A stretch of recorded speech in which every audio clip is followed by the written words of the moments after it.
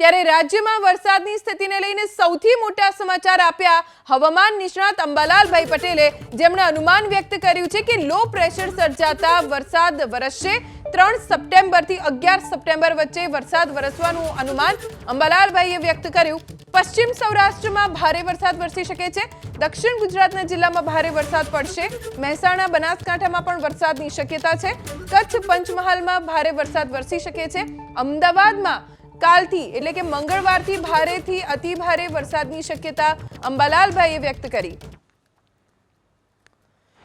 ગુજરાતના ઘણા ભાગોમાં વરસાદ વરસ્યો છે, જેમાં લગભગ સાબરકાંઠાના ભાગો, મહેસાણા ભાગો, બનાસકાંઠાના ભાગો ઉપરાંત સબલી હારીજના ભાગો અને કચ્છના ભાગો, શંખેશ્વરના ભાગો, આ ભાગોમાં આજે વરસાદ થવાની શક્યતા રહે છે। અને તારીખ 4 સુધીમાં પંચમહાલના ભાગો ઉપરાંત સાબરકાંઠાના કેટલાક ભાગો અને સૌરાષ્ટ્રના ભાગોમાં વરસાદ થવાની શક્યતા રહે છે। સૌરાષ્ટ્રના જામનગર ઉપરાંત પશ્ચિમ સૌરાષ્ટ્રના ભાગોમાં વરસાદ થવાની શક્યતા રહે છે। ધીરે ધીરે સૌરાષ્ટ્રના અન્ય ભાગોમાં વરસાદ થવાની શક્યતા રહે છે, પરંતુ હમણાં દક્ષિણ ગુજરાતમાં કેટલાક ભાગો ભારે અતિભારે વરસાદ થવાની શક્યતા રહે છે। સુરતમાં ભારે વરસાદ થવાની શક્યતા રહે છે અને અમદાવાદમાં તારીખ 4થી 8માં ભારેથી અતિભારે વરસાદ થવાની શક્યતા રહે છે, પરંતુ વડોદરાના ભાગોમાં ભારેથી અતિભારે વરસાદ થવાની શક્યતા રહે છે।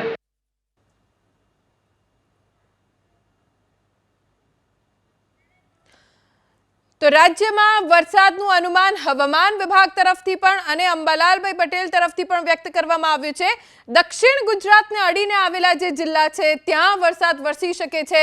દક્ષિણ ગુજરાતના 3 જિલ્લા જ્યાં રેડ એલર્ટ આપવામાં આવ્યું છે, જેમાં સુરતનો સમાવેશ થાય છે। નર્મદા અને છોટાઉદેપુરમાં પણ વરસાદ વધી શકે છે।